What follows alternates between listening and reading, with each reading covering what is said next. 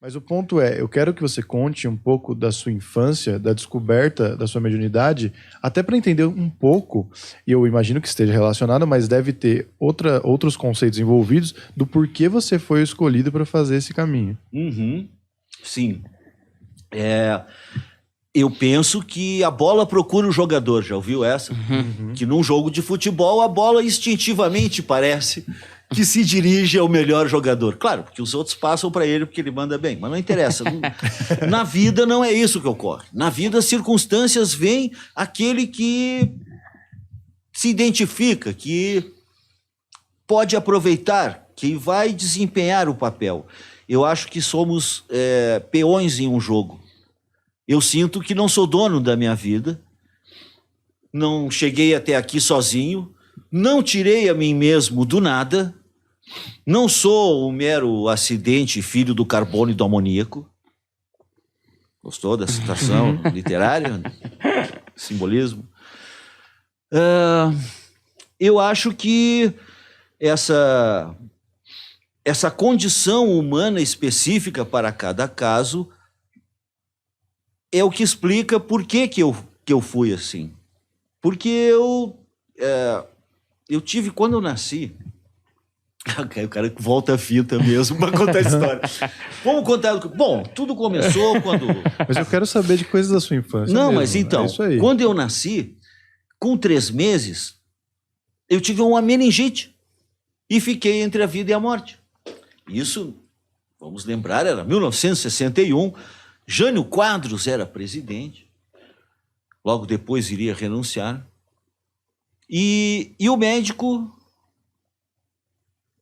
um pouco tato, eu acho, disse para minha mãe, bom, é melhor torcer para que ele não sobreviva, porque a situação é muito grave. Meningite é a inflamação bacteriana das meninges, a membrana que envolve o cérebro. Então, é como se o cérebro fervesse. Essa inflamação... Eu estava ainda com o cérebro na caixa, cheio de bolinha de isopor, não tinha nenhum software, não tinha nenhum programa instalado e ele ferveu. Então, o que aconteceu? Quando eu comecei a falar, eu já comecei a indicar coisas estranhas, os mortos da família e tudo. E aí o povo começou a achar... estranho, porque meu pai e minha mãe eram advogados. E ambos eram religiosamente liberais, eles não eram presos a nenhuma doutrina, nem denominação, digamos que eram livres pensadores. E eles acharam estranho, porque o guri via coisas, e essas coisas... muitas vezes encontravam base na realidade. Por exemplo, de repente estava lá a criança dando tchau para alguém. Para quem está dando tchau? Para o tio fulano. E eles sabiam que o tio fulano tinha acabado de morrer no dia anterior, digamos. Então tem várias histórias dessas. Tem uma história bizarra também, que é estranho de contar, mas dizem que aconteceu. Que uma vez, quando eu ainda era um nenê de berço, eu sumi do berço. Eles se afastaram, foram para a sala, quando voltaram, eu era o primeiro filho. E tinha sumido a criança. Cadê a criança? Ei, ficaram loucos, procuraram tudo e... Era um apartamento, tipo, não era uma casa que podia ter entrado alguém, não sei o quê. Não, um apartamento.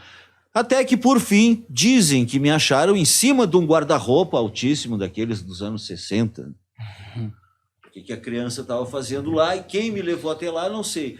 O fato é que eu atribuo, em boa parte, a meningite essa minha percepção alterada da realidade. Eu nunca vi o mesmo mundo que as outras pessoas. E muito rapidamente eu me acostumei a não comentar. E, aliás, já me preparando para as ciências ocultas, porque existem boas razões para que as ciências ocultas sejam ocultas. Né? O Buda dizia que não se deve despertar os que dormem e não se deve tirar os brinquedos das crianças. Então, se a pessoa está feliz, só se preocupando com a defesa do timão e se vai conseguir trocar por um carro melhor para impressionar o vizinho, ou botar silicone na mulher que vai ficar mais peituda do que a mulher da repartição. Essas coisas que as pessoas se identificam e, né? Isso tudo nunca esteve ao meu alcance. Eu sempre vivi num tipo de realidade paralela, particular. E também eu poderia mandar fazer uma camiseta dizendo: eu tive meningite, e você, qual a sua desculpa? Né? Porque todo mundo de perto é meio alterado, perturbado, biruta, maluco. Normal, para mim, é só uma regulagem da máquina de lavar. Normal é quase um xingamento. Significa que a criatura é insossa, bland, sem personalidade, sem sal, sem açúcar, sem recheio, sem nada.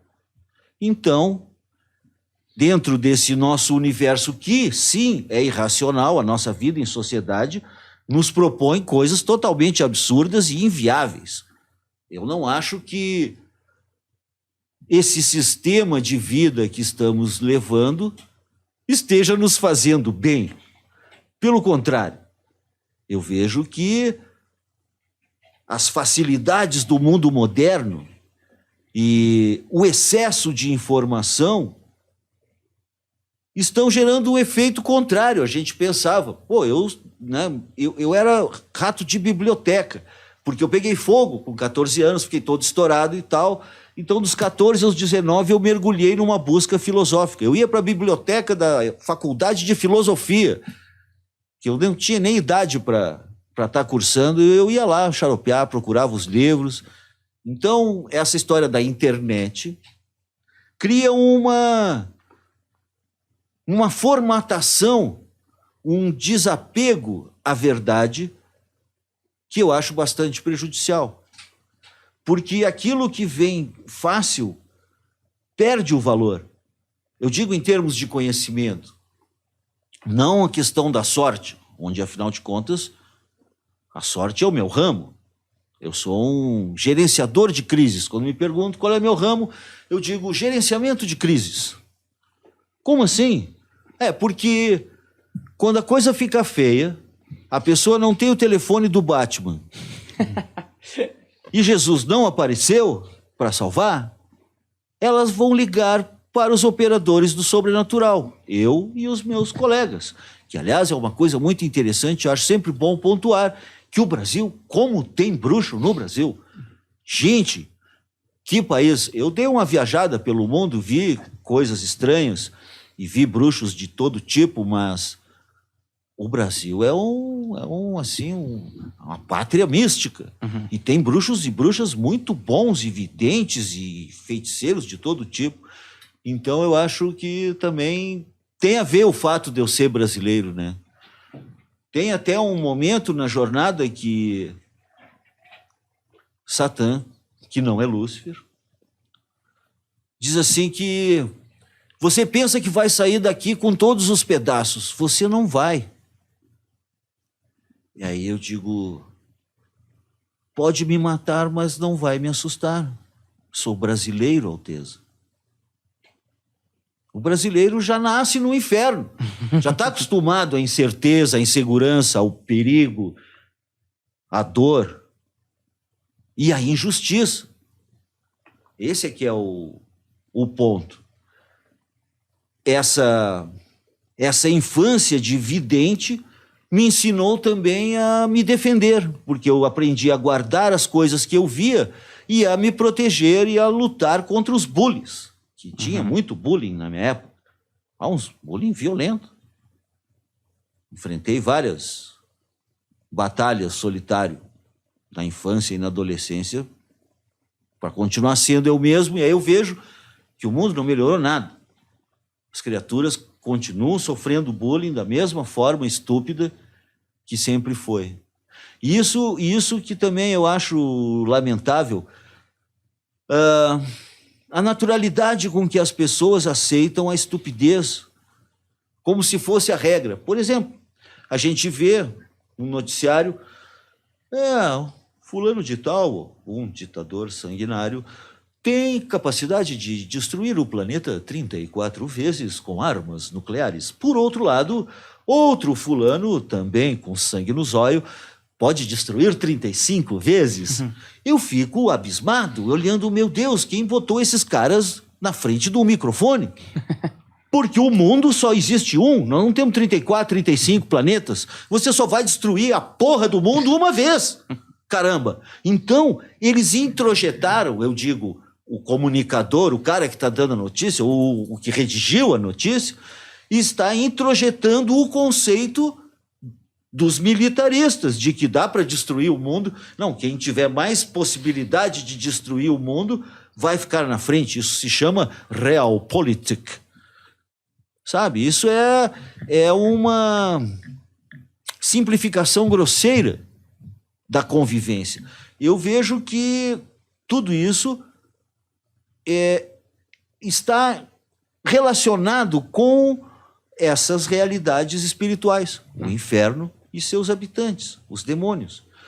E as pessoas dizem, tá, mas o inferno é como uma cadeia do outro mundo que te vão mandar. Não, ninguém é mandado para o inferno. O inferno não tem grade, o céu não tem portão, cada um vai para onde quiser, para a luz ou para as trevas, mas o que vai acontecer? Cada um de nós tem uma aura, uma alma, uma responsabilidade, e o livre-arbítrio vai sendo contado. Não é uma nem duas religiões que dizem que a pessoa tem um tentador de um lado e um anjo de luz do outro. Isso é estranho e nos faz pensar também por que no cômputo geral, tem no livro dos demônios 14 infernos diferentes, de povos que nunca se conheceram, e todos esses infernos são the same, são iguais, são idênticos. Tu não consegue diferenciar um Rakshasa dos hindus, o Oni dos japoneses, ou os nossos demônios, ou os djinns malvados do reino de Ifrit. São todos iguais entre si, e é sempre esse reino, é sempre subterrâneo, apartado da região de percepção dos vivos, mas também dos outros mortos. É interessante que 14 civilizações, diferentes no tempo e no espaço, criam o mesmo conceito de que é necessário que os piores dentre os humanos se defrontem com o fruto de suas próprias obras.